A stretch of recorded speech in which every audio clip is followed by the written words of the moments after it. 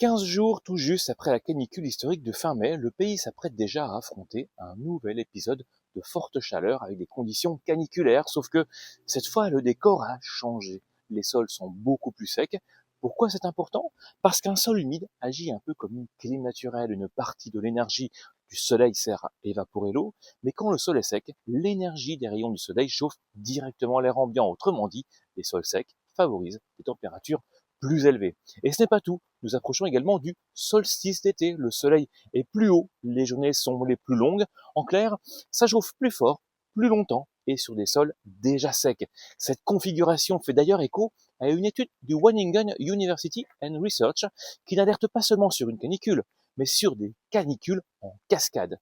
Une vague de chaleur assèche les sols secs refroidissent donc moins l'air, la vague suivante frappe alors plus fort quand la situation météo s'y prête.